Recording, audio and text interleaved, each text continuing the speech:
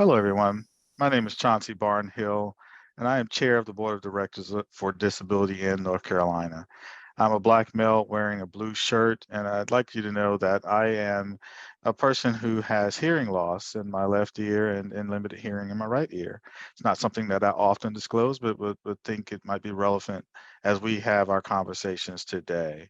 Welcome to Disability in North Carolina's Everybody Works from Murphy to Manteo, a celebration of career, work, and achievement of people with disabilities. Today, we will showcase a wide diversity of people with disabilities who are working in a variety of competitive jobs from Murphy in the west to Manteo in the east, which is near where I grew up. So I certainly have a bit of affinity for that area.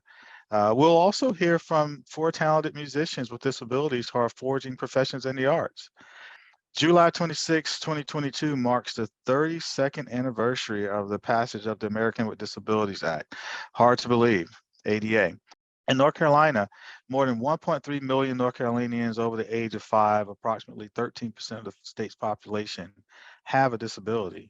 Yet, only 35% of North Carolinians with a disability age 16 to 64 are employed versus 76% employment rate among North Carolina citizens without a disability.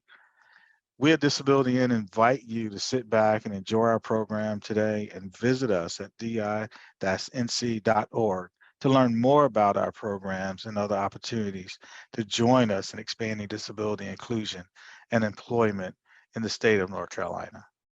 Hello and welcome to the Disability in North Carolina 2022 ADA event. We are so excited to have you with us celebrating the 32nd anniversary of the passage of the Americans with Disabilities Act. Today's event, Everybody Works from Murphy to Manteo, is really an opportunity for us to highlight the diversity that exists within our disability community here in North Carolina. We have a number of individuals today that are going to share their stories about employment, but we also have an incredible opportunity to hear from artists from across our state. And with me today, I have Maya Warren, who is an artist and a musician, and she is going to share some of her talents. We have Menelik Kennedy, who is also an incredible pianist and composer, and Chris Hendricks, who is also an amazing artist and presenter and musician. So you are in for a treat as we open up some conversation with these three incredibly talented individuals. As you all know, the ADA is landmark legislation, and it continues to expand and enhance the participation of individuals with disabilities in all aspects of North Carolina's workforce, including professional roles like attorneys in the medical field, corporate jobs, as well as technology and other service-related jobs. But these videos that we're going to share with you today are musical performances, again, to celebrate that everybody works from Murphy to Manteo as an opportunity to engage and inspire viewers like you as you think differently about individuals with disabilities and realize that diversity is at the heart of who we are as individuals. And so I want to open up the conversation now with our incredible guests. Maya, let me start with you. So you have been creating music for, I guess, several years now. Talk to me about how that started. Who introduced you to music? Yeah, well, thank you for having me. And my musical journey started as a kid. Growing up, again, being African American, I was exposed to the sounds of gospel and jazz and R&B. And my grandmother growing up used to bring my brother and I these toy keyboards that were pretty functional for starting out. And I remember she brought one particularly this particular instance, and I began to play it, and I noticed, oh, like I just figured out how to play something, and it sounded good, and that's how I learned that I could play by ear very well. That is amazing. I'm just curious. I mean, how does your disability, how has that impacted your work? Yeah, so for those who don't know, I live with a condition called oculocutaneous albinism, which means I lack pigment in my hair, eyes, hair, and skin. And as a result, I also am visually impaired. In addition to all of that, I live with three debilitating chronic illnesses, aka invisible disabilities, one being by the name of chronic fatigue syndrome, the other hypermobility spectrum disorder, and the last one, chronic migraine disease. And so I got to a point where I was like, how about I just not try to edit myself or mask myself in my art? How about I use those things to kind of add impact in the things that I create, whether it be music or visual art, because I do visual art as well. And so just learning to embrace my symptoms has helped, I think, the message of the music and the art that I create come across more authentically.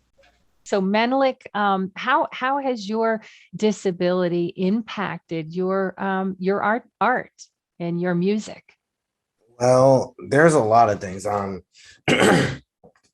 For me, growing up when I was born, it was, kind of it was a struggle. Like I was born with amblyopia in my right eye, since as you can tell, like my right lens is way thicker. So visually, it was hard for me to, do things. And that's also the reason why I started driving independently late, due to the fact that my eyes, and also, yeah.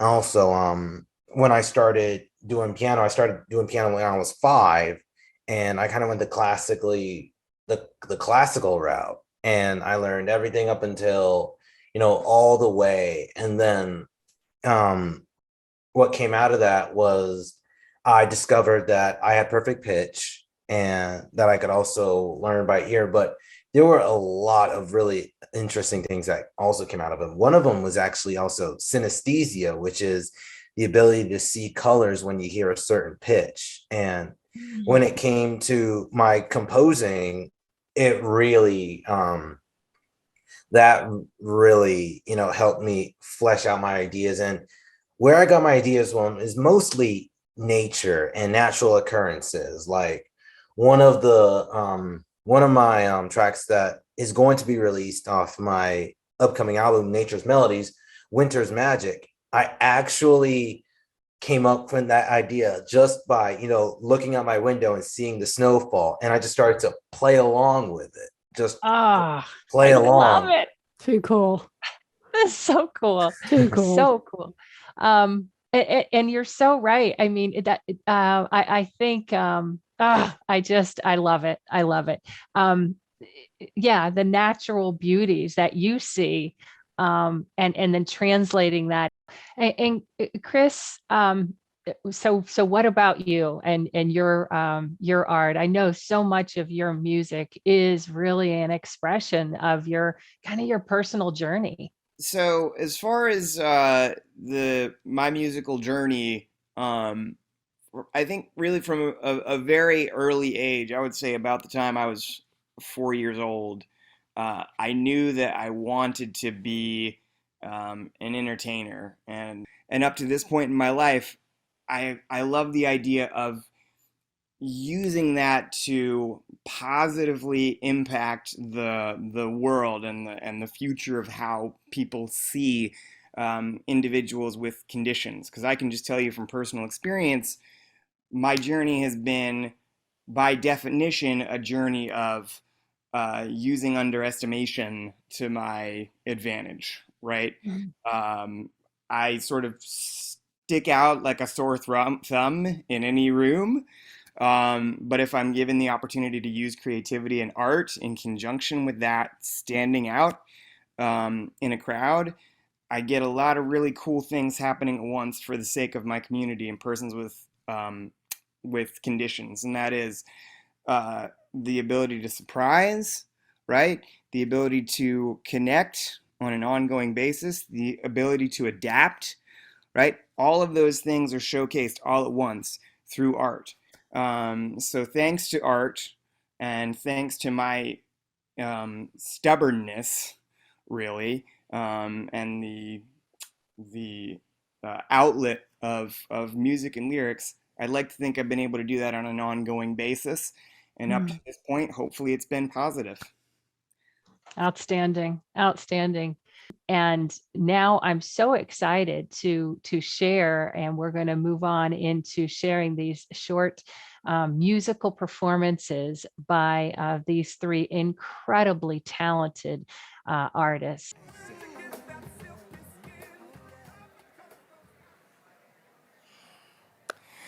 Ladies and gentlemen, it is my purpose-driven pleasure to provide you with bravado and revel in your brilliance for the briefest of moments this time that we have together. And I'm going to take a couple of seconds to just breathe. Whew. Because right now what's happening is there are a bunch of butterflies and they're making love in my stomach and I need them to chill out. And in order for them to chill out, I need to be reminded the reasons why we're here and how connected we are as a human race. So I would love it if you had the courage to join me in my confusion and my nervousness, if you would do me the honor of turning to the person to your left and to your right. And what I want you to do is I want you to grab their hands with your hands. I want you to hand sandwich them, and I want you to say to them, "Thank you so much for being here. We need you."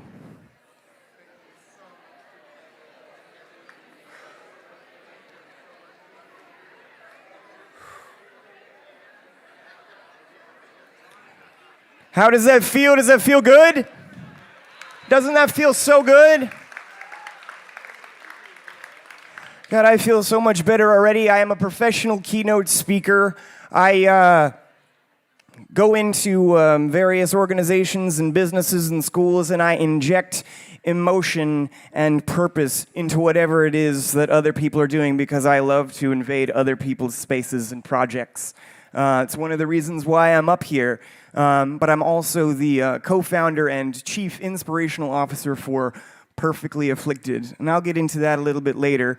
But to start things off, I really only know how to say I love you in one way, and that's through music. So I'd like to play you a song.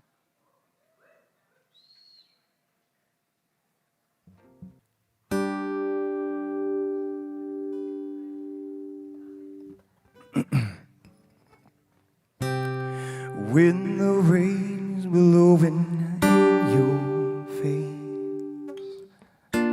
and the whole world is on your case, I could offer you a warm embrace to make you feel my love. When the evening shadows and the stars appear, and there's no one there to dry your tears, I could hold you for a million years to make you feel my love. Hi, my name is Amber Wade. It's nice to see everyone virtually, and I feel really honored and just lucky to be able to be here today and share my story with all of you. I'll give you a little bit of background. I have worked for Wells Fargo for 15 years. I've worked in their contact center for all of those 15 years, leading in the customer service space. And have really found Wells Fargo to be much more than just a job, but has turned into a place of support and care, where I have people who have definitely become lifelong friends and people who feel like family along the way.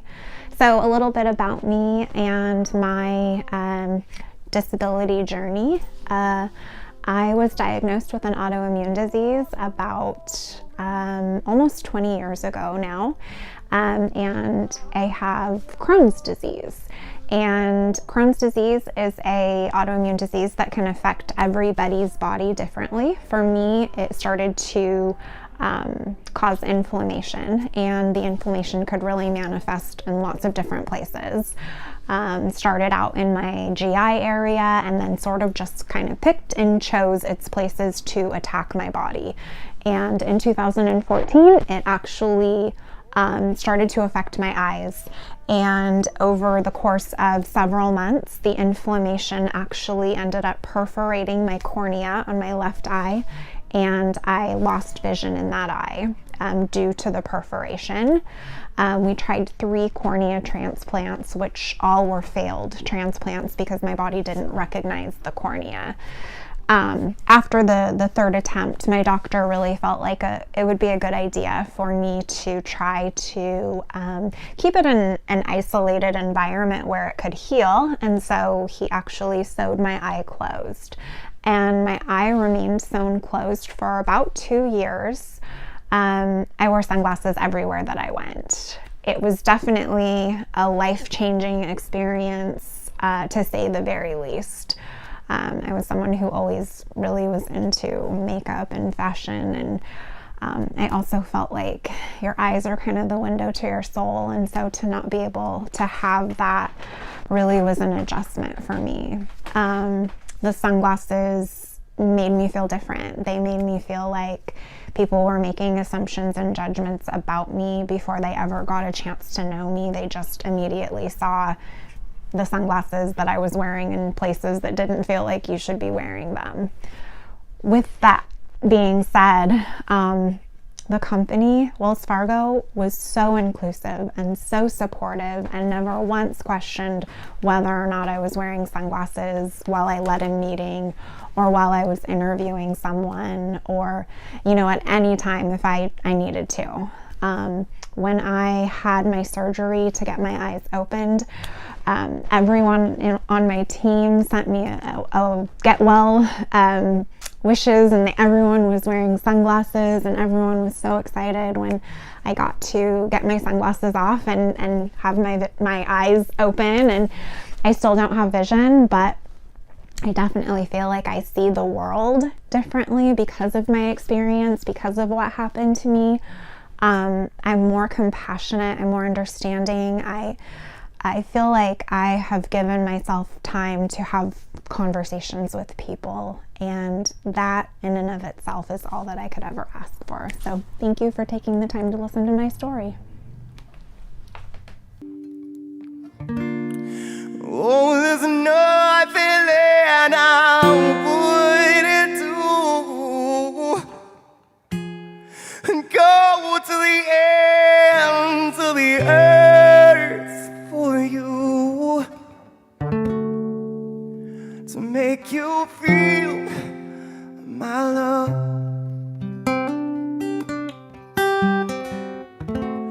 to make you feel my love.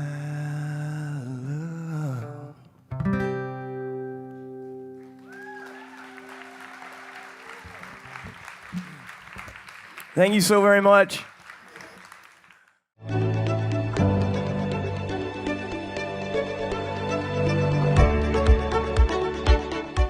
I have been affiliated with Ingersoll Rand for 17 years. I've been with the DLC warehouse for about 9 years. I have a disability. I have a cerebral palsy. That is where I was born clinically dead, and the doctor brought me back. I currently work in the kitting department. I do the bagging machine where I bag parts for our tune-up kits or our combine kits. I step in and help aero. I step in and help tools or tune up. Wherever I'm needed at the time, I will step up and help out my teammates. It's hard for people with disabilities to show that they can actually get out here and work in the warehouse. Disabled people have to work a lot harder to show that they can do things. Once I show that I can do things, people are just like, wow, she can do it. And I just like for people to know that people with disabilities can do different things. Just let them show you. If I can't do it, I will let you know, hey, this ain't for me, but I will give it my best shot. I love my teammates, and we work together and to get the job done, and a lot of people look at me a whole lot different since I have shown that I can step up and do different things. Yeah. I have 3 grandchildren, and I just had to explain to my 7-year-old granddaughter, she asked me recently, Grandma, why do you walk like that? And I'm like, I explained to her, some people are born different, and I was so happened to be one of those people, and God just made me that way. Yeah. And it doesn't mean that I don't love you any different. It don't mean I can't do things with you. I can do just about whatever can be done.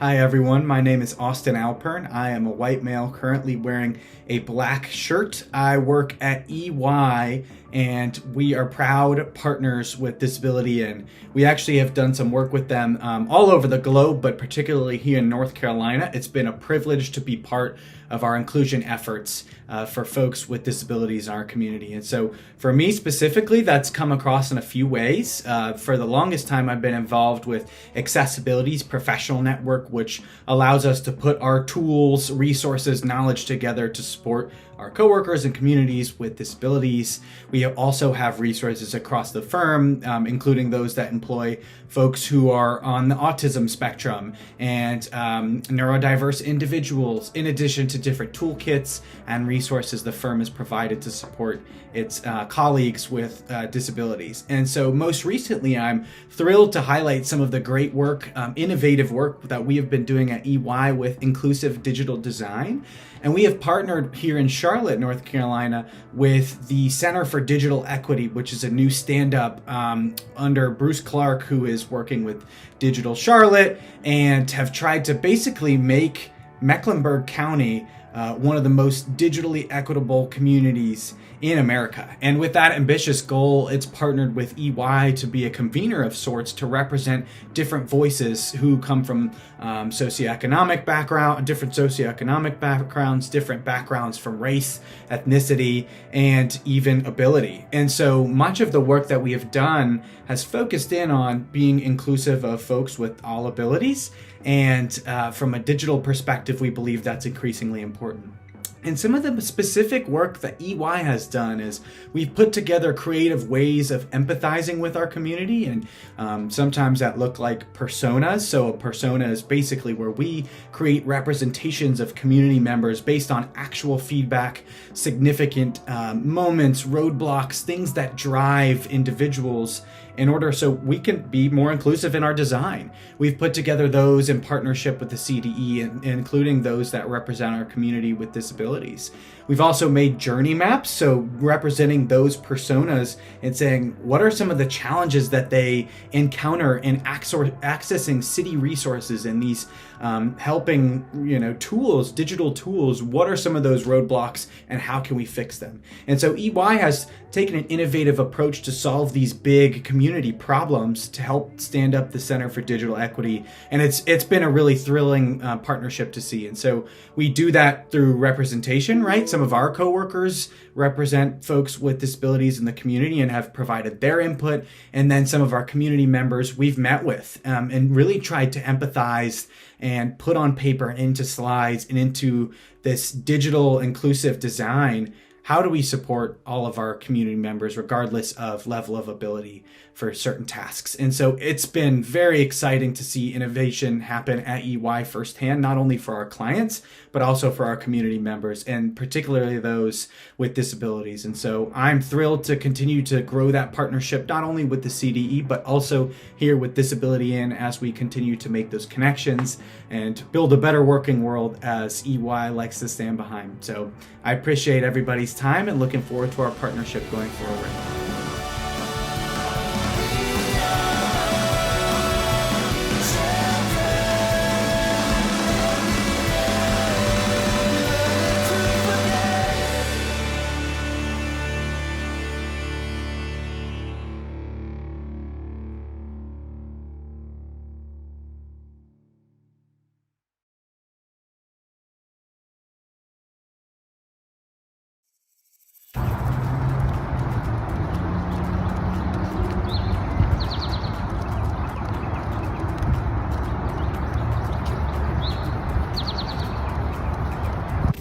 Hello there, my name is Brad Blair. I am an orientation and mobility instructor with the Metrolina Association for the Blind here in Charlotte. I am also totally blind. So, what does that mean for a unique employment opportunity? Orientation and mobility is the fine art and exact science of teaching persons who are blind or visually impaired how to navigate safely and efficiently in their environment, whether that's indoors or outdoors, whether that's getting to the mailbox or across the city.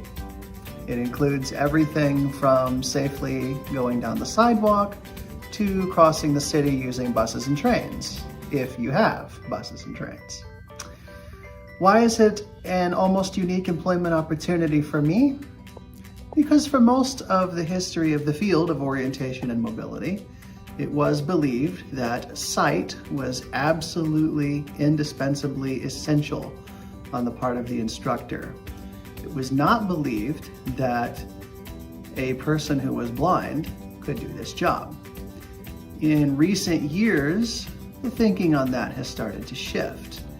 And I am one of the very few people who is totally blind and who is doing this particular job. The best numbers that we could find suggest that there may be less than 30 totally blind, that is, people who don't have any residual travel vision, doing this job.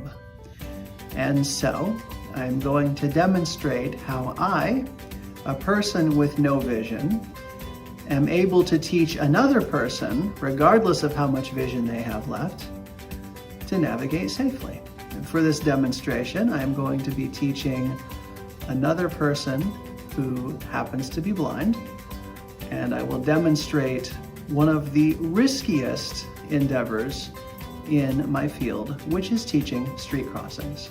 The reason that street crossings are dangerous is because anytime you step out into the street, it carries risk. The most risk-free street crossing you ever made is the one that you never made. So, here we go. This is Hope, one of my really good friends here at MAB, who is very graciously agreeing to be my video subject for this little demo. Thank you.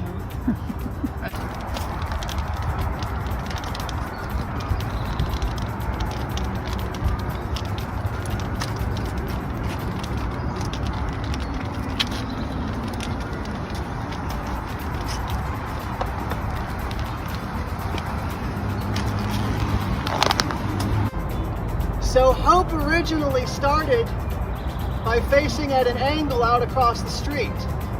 Now she's corrected herself, and I'm just going to look. I'm looking at her shoulders with my hand.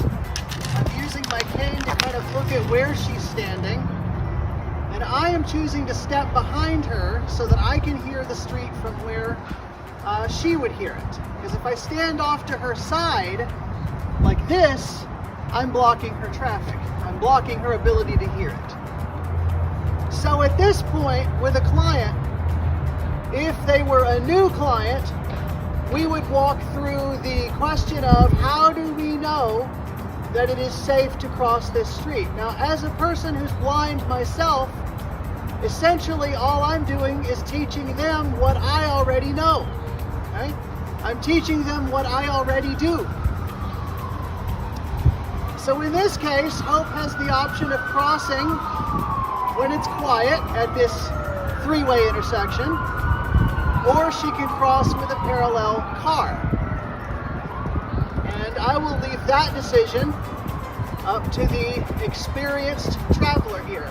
So just say something when you start to go, and then I'll be with you. Okay, she's going. I'm over here. I'm on the traffic side. I'm kind of doing this number out the intersection because I want people to see us. Okay.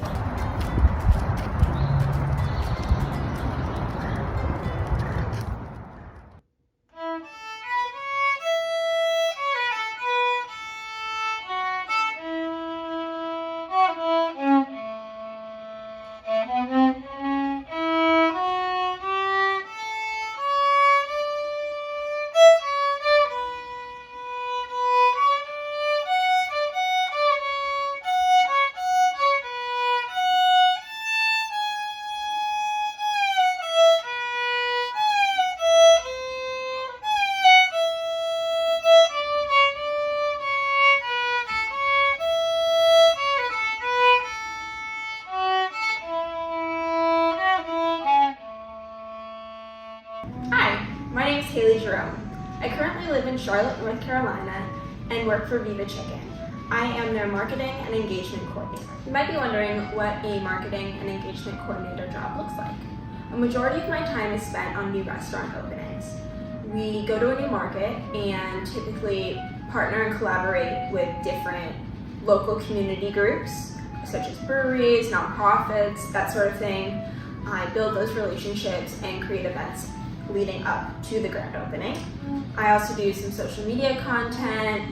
I work with our director of HR on internal employee engagement. This is at one of our grand openings. I'm with Randy and Bruno, our co-founders, and Daquam, who's opening another restaurant this year. Viva strives to be inclusive and supportive. I am extremely fortunate that my supervisor is extremely supportive, and she gives me all the accommodations that I need. And if she can't provide those for me, she'll advocate for me to get the support that I need. For example, she got me my own office. Yay, limiting distractions. Yay, ADHD. If you look at my resume or my LinkedIn account, you'll notice that I've done a lot of volunteer work with Decoding Dyslexia and the National Center of Learning Disabilities, which basically outs that I have a learning disability. And it gives me anxiety when I'm first applying for a job that it's out there that I have it. But I also feel like it weeds out those who aren't knowledgeable about learning disabilities. Or maybe ignorant just because they don't know about learning disabilities. And sometimes that makes it easier when I'm applying for jobs. Viva has given me the strength to succeed and feel confident in myself. And that leads into what success looks like for me. Success for me is, feeling confident in my work, sending my emails without someone looking over them. just using Grammarly to get that done. Having trust from my manager. Trust is a huge one. It's one that I didn't have before I came to Viva, but now I do. So I'm really grateful for that. Trying to figure out what I wanted to do was hard, much like yours, I'm sure. I wanted to be good at something and passionate about something. I loved waitressing, but it wasn't fulfilling. I had a lot of self-doubt when looking for a job, a lot of hating my disabilities, a lot to overcome. There were a lot of stepping stones, and then I found Viva.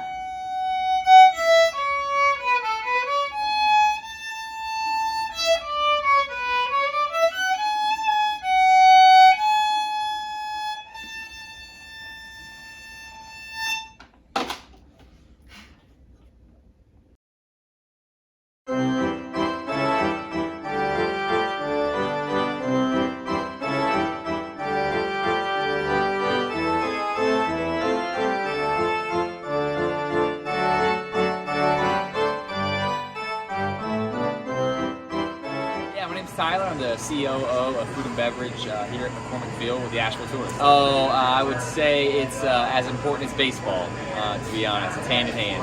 Our selection of food and beer and local options, vegan, gluten-free, all kind of, it's pretty expansive here. The culinary scene and the beer scene is pretty world-renowned, so we got to provide something for our fans. We take pride in everybody that we bring onto our team, and teamwork and cohesiveness is the keys to having a successful season here.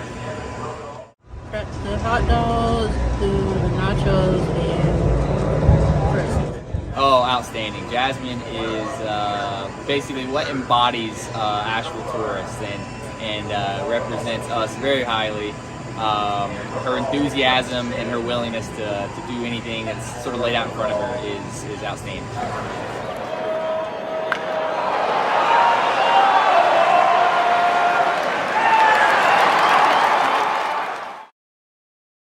For me, I love to interact with people with disabilities to the point that, I sort of integrate myself into what they're doing, because there's just this excitement of seeing the joy of them. And then if there's one thing about me, if somebody gives me feedback, then I take it to heart.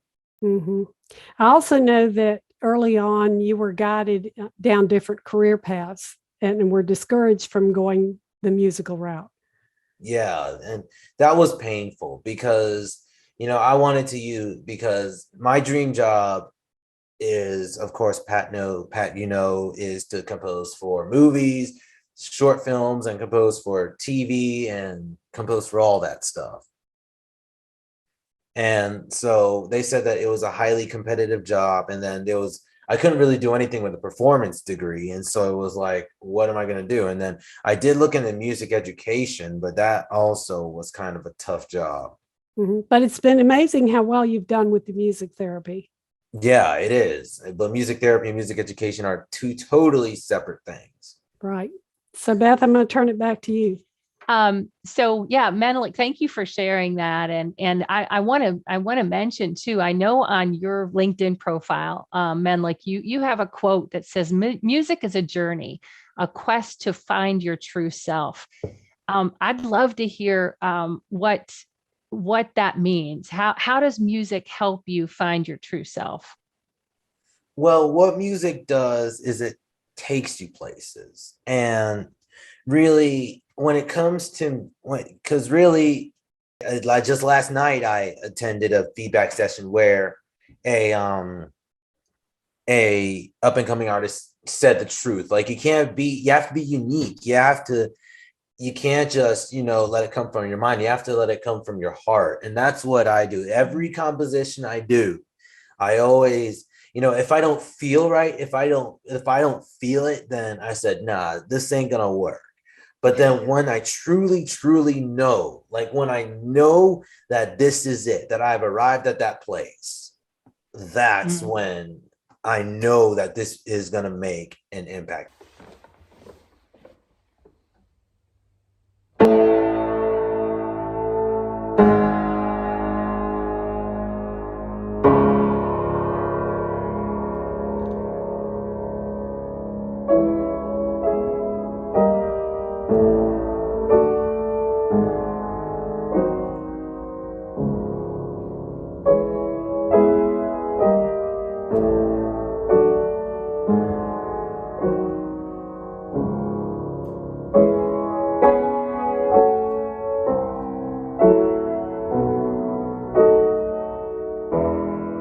I guess the best thing about my life since the ADA has been passed is that I've been able to work at my job for 29 years, and which was just a couple years after the ADA was passed.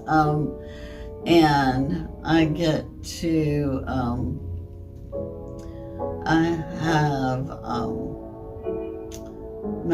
I live independently. I live with my husband and our cats, and when people tell me I can't do something, it just makes me say, well, you just watch me, because I'm going to show you what I can do. This is a book that I wrote about stories who have disabilities, called Hope is on the Horizon. And it is actually the logo for the Salvaga Met Group. And so, and the Salvaga Met Group is a group of adults with disabilities who learn to advocate for themselves and change the community to make them be more accepting of people who are different. And it just shows how determined and persistent they are to be like everybody else. And we have a couple of people who didn't learn to read or write or do basic math when they were younger in school, because the opportunities weren't given to them at the time. It was before the ADA. And so now they've gone back to school to learn these things when they're in their 50s and 60s.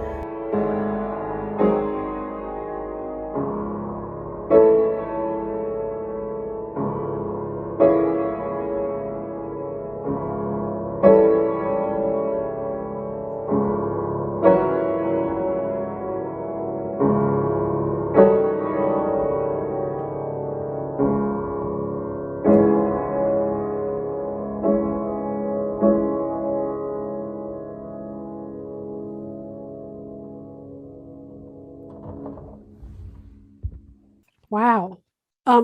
Beth, I'm curious, Maya, when we listen to your spoken word poetry, the one on acuity and your description of your visual experience, I'm curious where that came from, because I have a feeling that was a very aha moment for you.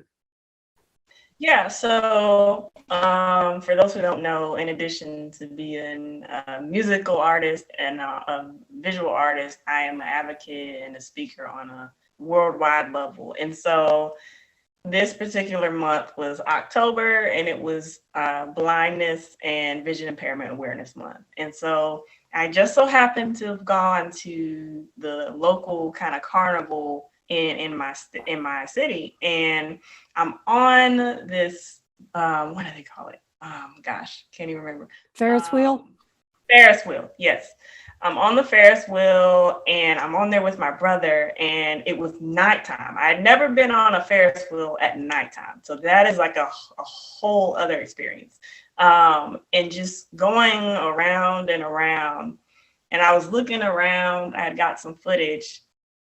And so when I got home, I looked back at the footage. I was like, wow, I did that. That was quite an experience. And as I looked at it, I began to kind of ponder the idea of perspective. And perspective is interesting because it's different for each individual. Even the idea of disability or medical conditions or chronic illnesses,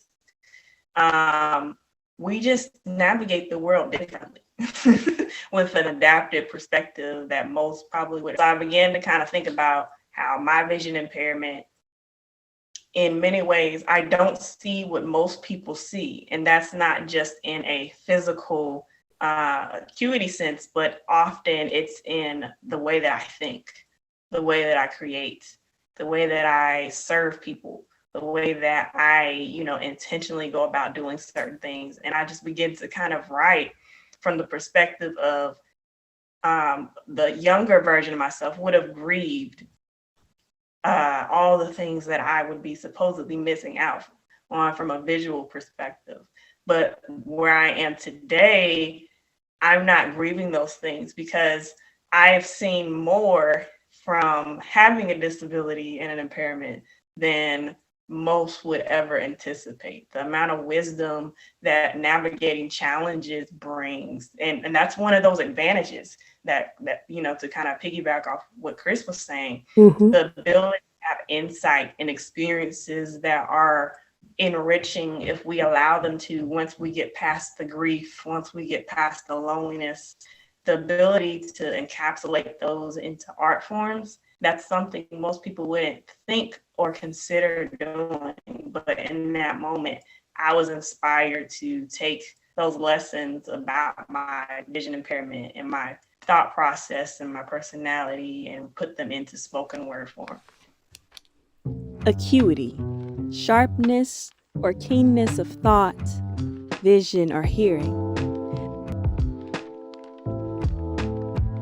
My eyes dance to the beat of their own drum, shifting and adapting to the rhythm. My attempt to focus, searching for clarity, seeking subtlety in a land of vibrance. My retinas cry out for calm. What lies behind my pupils? I perceive the world in vast complexity. My perspective is comprised of a symphony of senses and sensations that perform simultaneously to portray a masterpiece. Each sense conducting themselves accordingly, aiding me in my endeavor to navigate a concrete atmosphere with impaired sight, but intact vision.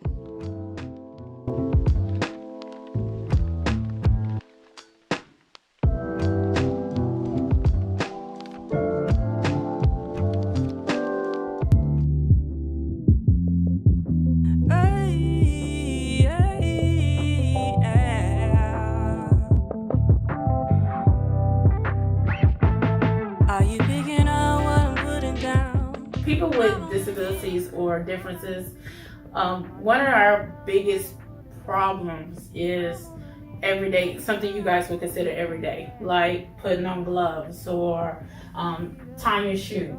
My big problem with this is gloves. I use gloves in day-to-day use at work as well as home.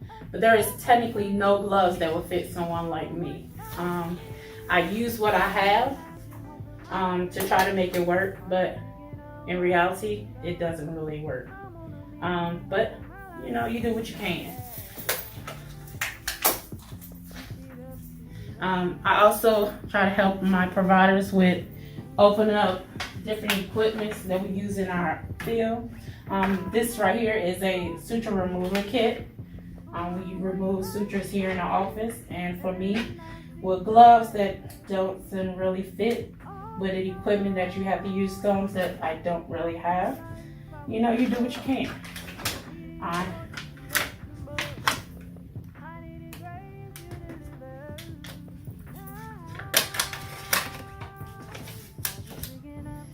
When I'm done, I have everything set up for my provider to use, and then I step aside, let them do what they need to do. Taking off the gloves, I use just like everyone else. I go in and I remove the gloves. Again, keeping in mind these gloves does not traditionally work for me, but we do what we can with what we have. I just want to thank everyone for giving the opportunity just to tell my story, and to just let people know that yes, we're out here. Yes, there are people who are different or who have disabilities, but we're just different. We're still trying to live, we're trying to be happy, and trying to make a difference in someone else's life as well. So I just want to thank everyone for taking the time to read my story, to listen, and to not judge, but to love and encourage. Are you picking up what I'm putting down? Pick it up what I'm putting down. As we think about the Americans with Disabilities Act on this momentous day, right, of the 32nd anniversary, Is there something, Maya, that you would like to share to help others kind of understand the impact of this landmark legislation?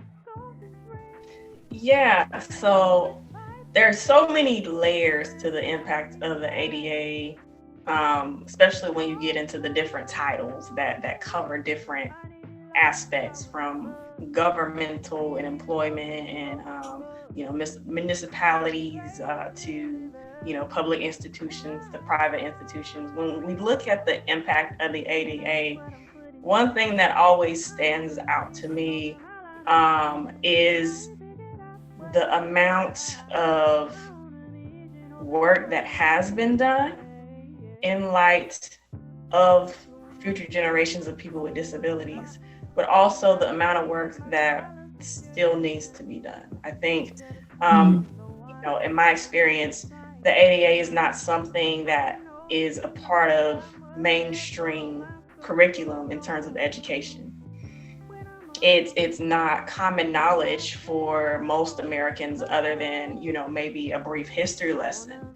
And for me, I think the work that needs to be done starts when we learn about our history as people with disabilities and learning about our rights as people with disabilities, because I think, at least in my perspective, I feel like it's empowering.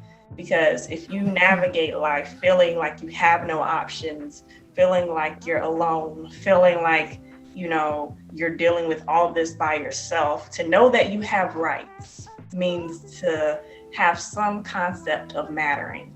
And I think now more than ever, people want to matter. People with disabilities, chronic illnesses, medical conditions want to know that they matter. And I think mattering is just the foundation of fully realizing where you can fit in this thing that we call society. So incredibly well said. So true. I think about my own experiences, and I didn't share this yet, but I too I'm legally blind and have been since birth as well. And so, like you, Maya, since I was little, right, I don't know anything any different. I went through public schools and so forth, and I think about my career journey as an attorney. And the ADA, and I'm going to share, tell my age a little bit, right? But the ADA the ink wasn't even dry on the document, I don't think, when I entered law school.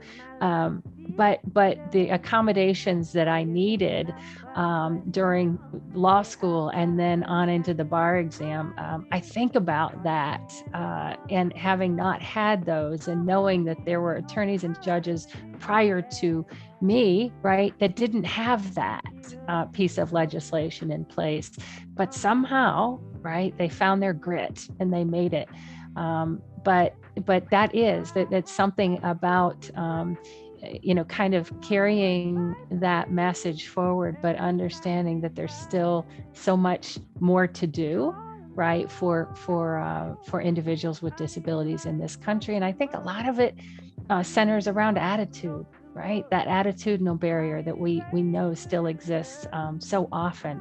And so, Chris, I want to hear from you. Is there something that you'd like to share to help others kind of understand the impacts that the ADA has had on you and your journey as an artist?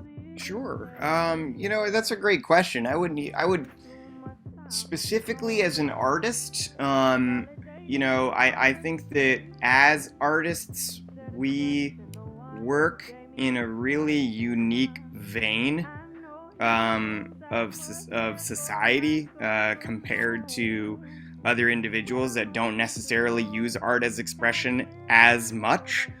And let me be clear, you don't need to be a professional artist or be paid to be an artist to be an artist. Art is however you want to define art to be.